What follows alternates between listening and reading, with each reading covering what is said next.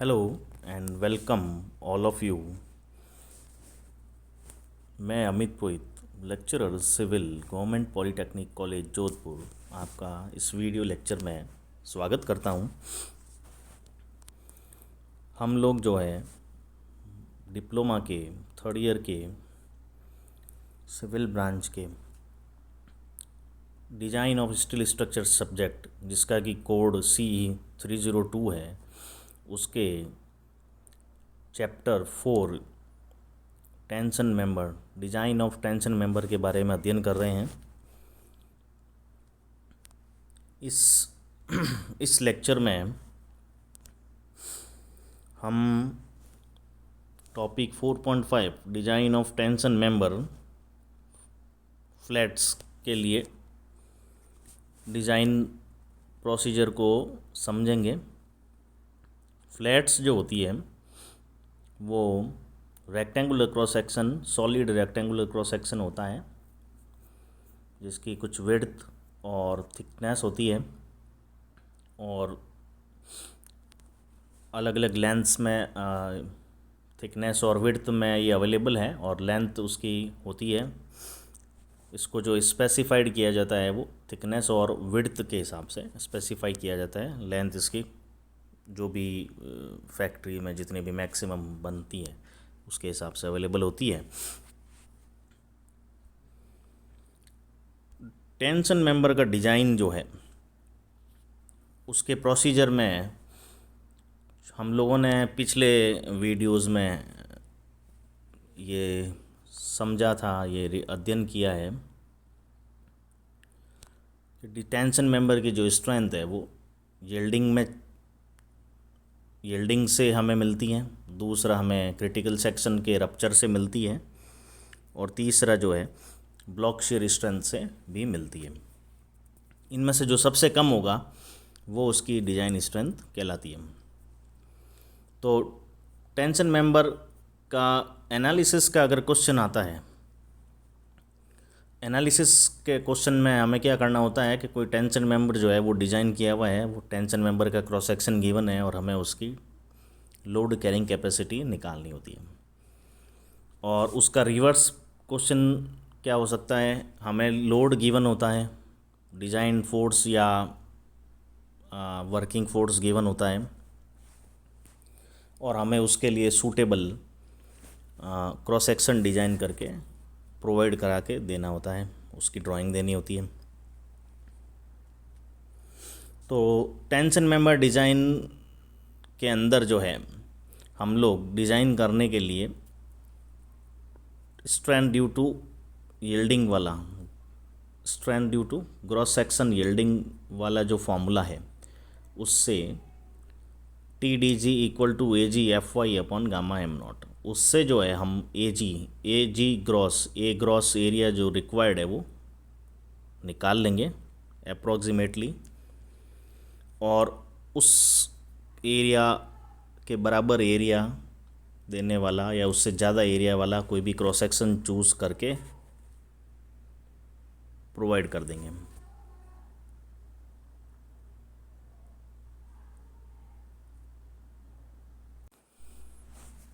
उसके बाद में हम लोग जो है उसका कनेक्शन डिज़ाइन करेंगे और उसके बाद उस जो टेंशन मेंबर जो हमने प्रोवाइड कर दिया है सेक्शन और कनेक्शन, उसको एनालिसिस के क्वेश्चन की तरह उसका वापस एनालिसिस करेंगे और उसकी डिज़ाइन स्ट्रेंथ यील्डिंग में, रप्चर में और ब्लॉक शेयर में निकालेंगे और जो सबसे कम होगी, मिनिमम जो स्ट्रेंथ होगी वो उसकी एक्चुअल स्ट्रेंथ होगी और वो हमारे गिवन फोर्स से ज़्यादा होनी चाहिए, तब हमारा डिज़ाइन जो है वो सेफ़ माना जाएगा। तो एक न्यूमेरिकल क्वेश्चन देखते हैं। क्वेश्चन है, a tension member 0.95 metre long is to resist a service dead load of 20 kilo newton and a service live load of 60 kilo newton. Design a rectangular bar of standard structural steel of grade Fe410. Assume that the member is connected by one line of 16 mm diameter bolts of grade 4.6. इस question में हमें क्या given है, tension member की length और उस पर जो सर्विस लोड डेड लोड लग रहा है और सर्विस लाइव लोड लग रहा है वो गिवन है। हमें क्वेश्चन में ही बोला गया है कि भी इस रेक्टेंगुलर बार डिज़ाइन करना है। स्टील का ग्रेड जो है वो Fe410 यानी कि माइल्ड स्टील है। और बोल्ट कनेक्शन बनाने के लिए बोल्ट गिवन है, बोल्ट का डायामीटर 16 mm और बोल्ट का ग्रेड भी गिवन है 4.6। अब स्टील का माइल्ड स्टील है Fe410, तो उसका जो Fu है वो 410 न्यूटन पर mm² होगा और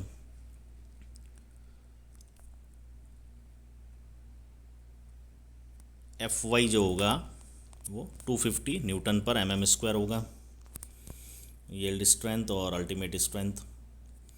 उसके बाद में partial safety factor gamma m0 जो कि यील्डिंग में काम आता है 1.1 और अल्टीमेट स्ट्रेंथ के लिए जो है रप्चर के समय गामा m1 1.25।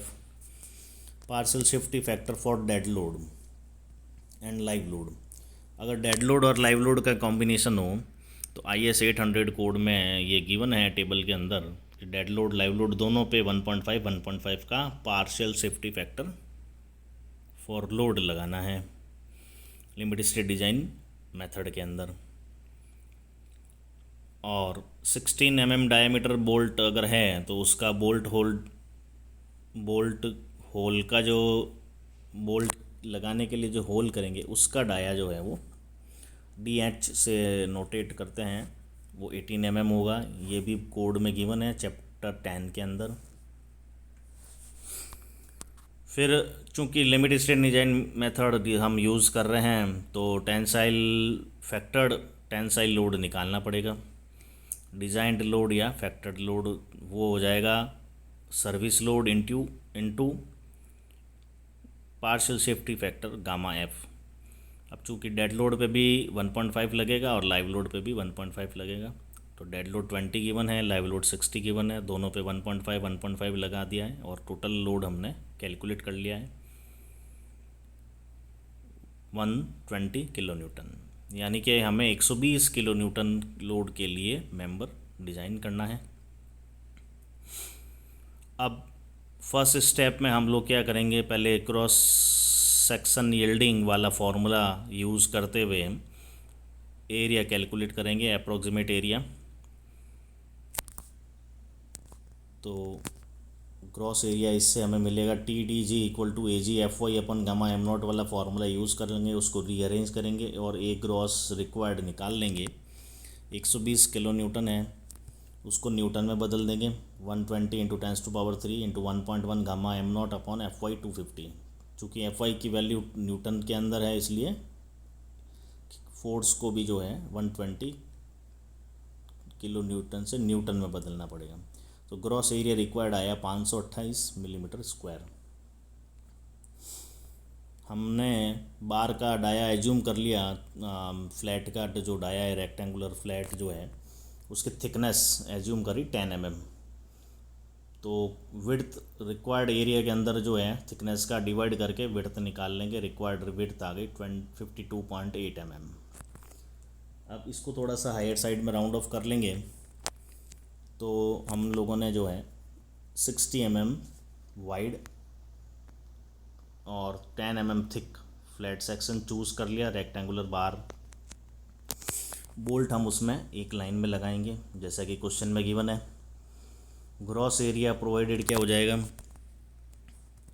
60 विड्थ है और 10 थिकनेस है, तो 60 × 10 600 mm²। ये ग्रॉस एरिया हो गया, cross sectional area rectangular flat का।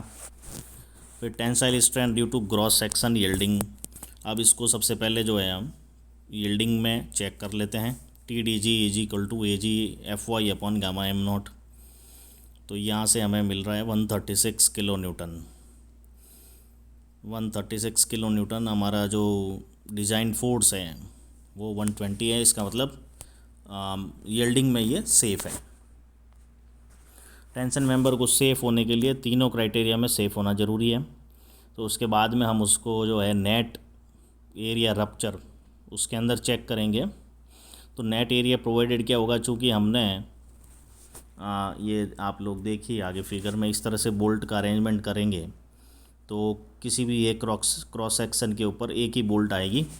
तो नेट एरिया कैलकुलेट करेंगे, अगर हम क्रिटिकल सेक्शन को चूज़ करते हैं तो उस सेक्शन के ऊपर एक बोल्ट होल माइनस होगा। तो टोटल विड्थ जो है 60 है, उनमें उसमें से एक बोल्ट होल माइनस होगा। तो नेट एरिया कैलकुलेट करने का जो फॉर्मूला है AN equal to B minus NDH into T. B हो गई total width, N number of bolt जो कि एक क्रिटिकल सेक्शन पे कितने आ रहे हैं, अपने केस में एक ही आ रहा है, और DH जो है बोल्ट होल्ड आया है 16 बोल्ट, 16 mm की बोल्ट के लिए 18 होता है। थिकनेस जो है फ्लैट की 10, तो ये 420 mm स्क्वायर है।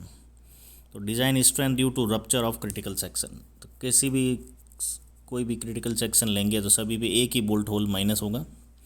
तो क्रिटिकल सेक्शन के ऊपर TDN design strength due to rupture जो आया उसका कोड में जो फॉर्मूला गिवन है TDN equal to 0.9 FUAN upon gamma M1। 0.9 FU की वैल्यू है 410, गामा M1 और गामा M1 की वैल्यू 1.25। तो ये कैलकुलेट कर लेंगे तो TDN की वैल्यू आई 123 किलो न्यूटन, जो कि 120 से ज़्यादा है। हालांकि ये मार्जिनली ही ज़्यादा है, परंतु थियोरेटिकली हम सेफ़ हैं। अगर इसको थोड़ा सा अच्छे से प्रॉपर मार्जिन से सेफ रखना चाहें तो थोड़ा सा एरिया को जो है बढ़ाया जा सकता है, थिकनेस या विड्थ को। उसके बाद में अभी तक 2 क्राइटेरिया में हमने इसको चेक कर लिया है और हमारा जो डिज़ाइंड टेंशन मेंबर है वो सेफ़ आ रहा है। अब चूंकि ब्लॉक शेयर के अंदर भी चेक करना होता है तो हमें ब्लॉक शेयर का स्ट्रेंथ निकालना है। अगर tensile strength due to block shear के क्राइटेरिया के अंदर कितने स्ट्रेंथ आ रही है वो अगर कैलकुलेट करना है तो हमें पहले कनेक्शन डिज़ाइन करना पड़ेगा। बोल्ट का जो है कनेक्शन और बोल्ट का अरेंजमेंट की आवश्यकता होती है ब्लॉक शेयर स्ट्रेंथ निकालने के लिए। क्योंकि क्वेश्चन में गिवन है 16 mm डायमीटर की बोल्ट लगानी है, बोल्ट का ग्रेड भी 4.6 गिवन है। अब चूँकि कनेक्शन जो होता है मेंबर का और जहाँ पे एंड मेंबर के एंड्स पे जाके कनेक्शन बनाया जाता है तो वहाँ पर हमें गज़ेट प्लेट से कनेक्शन बनाएंगे। तो गज़ेट प्लेट और फ्लैट के बीच में जब लैप जॉइंट बनाएंगे तो जो बोल्ट है वो सिंगल शेयर में आएगा, सिंगल शेयर में बोल्ट रहेगा। तो सबसे पहले हम लोग जो है बोल्ट का जो नेट एरिया है यानी कि थ्रेडेड पोर्शन में बोल्ट का कितना एरिया है उसको कहते हैं ANB, वो कैलकुलेट कर लेंगे। उसको कैलकुलेट करने के लिए फॉर्मूला होता है 0.78 इंटू ग्रॉस एरिया π/4 d²। यहाँ पे D जो है बोल्ट के शैंक का डाया है। तो 0.78 π/4 और D यानी 16 का स्क्वायर, तो ये हो गया 156 mm स्क्वायर। अब share capacity of bolt VDSB वो होता है VNSP upon gamma MB। Gamma MB होता है partial safety factor for bolt जो कि 1.25 होता है। और VNSB जो है कैलकुलेट कैसे करते हैं FU upon √3 into NN ANB plus NS ASB। Code में ये चैप्टर 10 में ये फार्मूला गिवन है। FU ultimate strength of bolt material, NN जो है number of shear plane in threaded portion, और NS जो है number of shear plane in shank portion, और ANB है नेट एरिया ऑफ बोल्ट यानी कि थ्रेडेड पोर्शन में बोल्ट का एरिया कितना है क्रॉस सेक्शनल एरिया, और ASB जो है वो शैंक पोर्शन में उसका कितना एरिया है। चूँकि अभी सिंगल शेयर है तो हम लोगों ने ऐसा एज्यूम कर लिया है कि भी जो शेयरिंग प्लेन है वो बोल्ट के थ्रेडेड पोर्शन में रहेगा और शैंक पोर्शन में कोई भी शेयरिंग प्लेन नहीं होगा। तो एन एन की वैल्यू 1 हो जाएगी, एन एस की वैल्यू 0 हो जाएगी। बोल्ट का जो मटेरियल या ग्रेड जो गिवन है 4.6, तो बोल्ट के जो एफ यू है वो हो जाएगा 4 × 100 यानी कि 400 न्यूटन पर M M square. Bolt grade अगर 4.6 हो तो बोल्ट का जो एफ यू बी है वो होगा 4 × 100, जो कि आगे वाला जो होता है ग्रेड में 4.6, तो वो आगे वाला जो डिजिट है उससे 100 से मल्टीप्लाई करने पर हमें बोल्ट की अल्टीमेट स्ट्रेंथ मिलती है। तो V D S B equal to क्या हो जाएगा, F U into N N की वैल्यू 1 है, ए एन बी हमने पहले कैलकुलेट किया हुआ है 156, और अपॉन में √3 और गामा एम बी। तो वी डी एस बी की वैल्यू हमें मिली 28.97 10⁻³ न्यूटन, यानी कि 28.97 किलो न्यूटन। अब हम नंबर ऑफ बोल्ट निकाल लेंगे।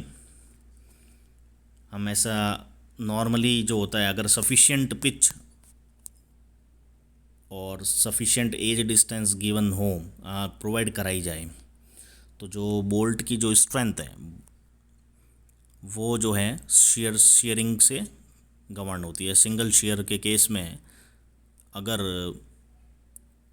बोल्ट में पिच और एंड डिस्टेंस को वैल्यू सफिशिएंट रखी जाए तो बोल्ट की स्ट्रेंथ जो है वो शेयरिंग में कम आती है।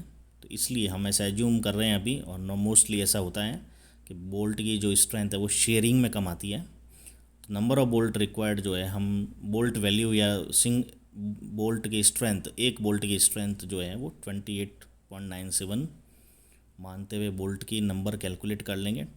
अप्लाइड लोड जो है, डिज़ाइन लोड जो है वो 120 किलो न्यूटन है। एक बोल्ट की स्ट्रेंथ 28.97 आ रही है, तो नंबर ऑफ बोल्ट रिक्वायर्ड हो गया 4.14। इसका मतलब जो है 5 बोल्ट लगानी पड़ेगी। तो 5 बोल्ट एक लाइन में प्रोवाइड करेंगे और 45 mm की पिच प्रोवाइड करेंगे। एंड डिस्टेंस जो है वो 35 और एज डिस्टेंस जो है वो 30 प्रोवाइड करेंगे।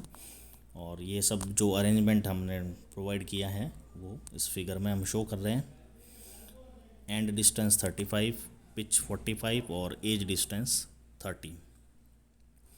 चूँकि 60 की विड्थ है तो हमने बोल्ट का सेंटर वहाँ पे सेंटर पे कर दिया है। तो इस तरह से जो है कनेक्शन का जो है अरेंजमेंट एंड के ऊपर, टेंशन मेंबर के किन जो एंड है उसके ऊपर गजेट प्लेट के साथ में इस तरह के बोल्ट 5 बोल्ट लगाए जाएंगे एक ही लाइन में। अब हम ब्लॉक शेयर स्ट्रेंथ कैलकुलेट करेंगे।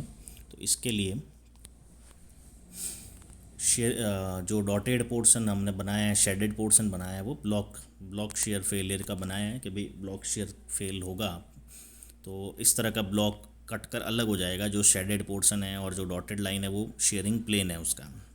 अब चूँकि अलोंग द लेंथ जो है शेयर लगता है, तो जो शेयर एरिया है, जिस एरिया पे शेयर लग रहा है, AVG और AVN, वो पहले वो कैलकुलेट करेंगे। AVG यानी कि ऐसा एरिया जिस पे शेयर लग रहा है और ग्रॉस एरिया चाहिए। तो टोटल लेंथ कितनी आ रही है 45 का 1 2 3 4 45, यानी 45 × 4 + 35, इतनी लेंथ के अंदर जो है शेयरिंग हो रही है। और थिकनेस जो है फ्लैट की जो है वो 10 mm है। तो टोटल लेंथ इंटू 10, तो ये 2150 मिलीमीटर स्क्वायर ये ग्रॉस एरिया है। उसके बाद में AVN नेट एरिया शेयर में, तो हम लोगों ने पहले भी डिस्कस किया है और अभी वापस रिवाइज कर लेते हैं। जब नेट एरिया निकालना होगा तो इसी लाइन के अलोंग जो है 1 2 3 4 5 बोल्ट आ रही है, परंतु चूँकि लास्ट वाले बोल्ट पे आने के बाद में ये आधे बोल्ट के बाद में ये टर्न हो जाएगा, तो 4 बोल्ट का तो पूरा एरिया यानी कि विड्थ माइनस होगी और 5वें बोल्ट का आधा माइनस होगा। तो नेट एरिया निकालने के लिए शेयर में टोटल लेंथ 45 × 4 + 35 माइनस 18 mm का हमने होल किए हुए हैं, तो 4 और आधा यानी कि 4.5 × 18। तो यहाँ पे जैसे आप लोग देख रहे हैं 4 + ½ × 18, ये वाला माइनस करेंगे और फिर 10 से मल्टीप्लाई थिकनेस से, तो हमें नेट एरिया मिल जाएगा शेयर के अंदर AVN। ATG ऐसा एरिया जिस पे टेंशन लग रहा है जो कि लोड के डायरेक्शन के परपेंडिकुलर है, तो 30 × 10। और ATN जो है नेट एरिया 30 माइनस आधा बोल्ट होल माइनस हो जाएगा। तो इस तरह से हमने सभी चारों इसकी वैल्यू कैलकुलेट कर लेंगे। फिर ब्लॉक शेयर निकालने के लिए कोड में फॉर्मूला गिवन है, TDB1 AVG FY upon √3 gamma M0 plus 0.9 ATN FU upon gamma M1। AVG ऐसा एरिया ग्रॉस एरिया जिस पे शेयर लग रहा है, FY यील्ड स्ट्रेंथ प्लेट का या फ्लैट का 250, गामा M0 1.1, 0.9 ATN ऐसा एरिया जिस पे नेट टेंशन लग रहा है जिसका नेट एरिया 210, FU जो है वो 410, गामा M1 1.25। वैल्यू पुटअप कर देंगे तो हमें TDB1 मिल जाएगा 344 किलो न्यूटन। और उसी तरह TDB2 फार्मूला भी गिवन है कोड के अंदर, उसमें भी सारा वैल्यू पुट कर देंगे तो हमें 296.53 × 10⁻³ न्यूटन मिल रहा है। इन दोनों में से जो कम होता है वो ब्लॉक शेयर स्ट्रेंथ होता है, तो इन दोनों में से जो कम है वो 296 किलो न्यूटन है, वो भी 120 से ज़्यादा है। इसका मतलब हमारा जो टेंशन मेंबर डिज़ाइन किया हुआ है वो तीनों क्राइटेरिया में 120 से ज़्यादा आ रहा है, यानी कि ये ओवरऑल जो है वो सेफ़ है। हालांकि सबसे कम हमें रप्चर में मिल रहा है 123, तो उसकी जो स्ट्रेंथ है 123.98 किलो न्यूटन, तो उसकी स्ट्रेंथ 123 मानी जाएगी। तो ये जो टेंशन मेंबर हमने डिज़ाइन किया है वो सेफ़ है। उसके बाद में चूँकि इस क्वेश्चन में हमें टेंशन मेंबर की लेंथ गिवन थी, तो हमें ये भी चेक कर लेना चाहिए कि टेंशन मेंबर का जो इफ़ेक्टिव स्लेंडरनेस रेशियो है वो उसकी जो मैक्सिमम वैल्यू है उसको क्रॉस नहीं करे। तो कोड के अंदर जो है ये कंप्रेशन मेंबर के साथ में दिया हुआ है, वहीं पे टेंशन मेंबर के लिए भी गिवन है कि ऐसा टेंशन मेंबर जिसमें हमेशा टेंशन रहती है, कोई भी रिवर्सेबल ऑफ लोड नहीं हो रहा हो, यानी कि उसमें कंप्रेशन नहीं आ रहा हो कभी भी, हमेशा टेंशन रहे, तो उसमें 400 जो इफ़ेक्टिव स्लेंडरनेस रेशियो है वो 400 से ज़्यादा नहीं होना चाहिए। मतलब उसकी मैक्सिमम परमिसिबल वैल्यू जो है वो 400 तक जा सकती है, यानी 400 को क्रॉस नहीं करना चाहिए। तो स्लेंडरनेस रेशियो क्या होता है, इफ़ेक्टिव स्लेंडरनेस रेशियो क्या होता है, effective length upon minimum radius of gyration. Effective slenderness ratio क्या होता है, जो उसकी एक्चुअल लेंथ या उसकी इफ़ेक्टिव लेंथ, और रेडियस ऑफ जायरेशन जो होता है क्रॉस सेक्शन का मिनिमम जो है, तो रेडियस ऑफ जायरेशन होता है √I upon A, moment of inertia upon area, under के अंदर moment of inertia upon area. तो रेक्टेंगुलर क्रॉस सेक्शन की विड्थ अगर b है, थिकनेस t है, तो रेक्टेंगुलर क्रॉस सेक्शन का जो IXX है वो होता है BT³ अपॉन 12, और एरिया हो गया b × t, तो ये t अपॉन √12 आ गया। तो रेडियस ऑफ जायरेशन की वैल्यू आ गई 2.88 मिलीमीटर। लेंथ ऑफ बार जो है वो 0.95 मीटर गिवन है। चूँकि हमें कुछ ज़्यादा गिवन नहीं है तो हमने उसको लेंथ को, एक्चुअल लेंथ को ही जो इफ़ेक्टिव लेंथ मान लें, और effective slenderness ratio lambda equal to हो जाएगा 0.95 मीटर, और ये मिलीमीटर में आ रहा है 2.88, इसलिए दोनों को यूनिट एक ही रखना है। तो 950 मिलीमीटर अपॉन 2.88 मिलीमीटर, तो ये हमें मिल गया 329.86, जो कि 400 से कम है। इसका मतलब जो है हमारा ये मेंबर जो है ये स्लेंडरनेस रेशियो की मैक्सिमम लिमिट को क्रॉस नहीं कर रहा है, अर्थात उसी क्राइटेरिया में भी ये सेफ़ है। अगर बाई चांस ये इसको क्रॉस कर जाता तो हमें क्रॉस सेक्शन को जो है क्रॉस सेक्शनल एरिया बड़ा करना पड़ता, या कुछ क्रॉस सेक्शन ऐसा लेना पड़ता ताकि उसका जो रेडियस ऑफ जायरेशन है वो बड़ा मिले। ठीक है स्टूडेंट्स, तो इस तरह से जो हम लोगों ने देखा कि भाई टेंशन मेंबर का डिज़ाइन फ्लैट सेक्शन के केस में किस तरह से करना है। हालांकि डिज़ाइन करने के स्टेप्स जो हैं वो सभी में कॉमन रहते हैं, सेम रहते हैं। सबसे पहले approximate area, required area, gross area criteria से निकाल लेते हैं। उसके बाद में या उससे कुछ एरिया को बढ़ा के प्रोवाइड कर देते हैं, और वापस कनेक्शन डिज़ाइन करने के बाद में सभी क्राइटेरिया में तीनों जो उसके फेलियर पैटर्न हैं यील्डिंग, रप्चर और ब्लॉक शेयर में उसकी स्ट्रेंथ निकाल के चेक कर लेंगे कि भी उसकी एक्चुअल स्ट्रेंथ कितनी आ रही है, और वो जो स्ट्रेंथ आ रही है उसकी एक्चुअल डिज़ाइन कैपेसिटी या टेंसाइल कैपेसिटी वो लोड से ज़्यादा होनी चाहिए। बुक्स आप लोग देख सकते हैं, हमें कोड की आवश्यकता होती है, हैंडबुक की आवश्यकता होती है, और लिमिटेड स्टेट मेथड पर बेस्ड स्टील की बुक्स के यहाँ पे नाम और ये दे रखे हैं पब्लिशर्स, आप इनको रेफ़र कर सकते हैं। ठीक है, थैंक यू।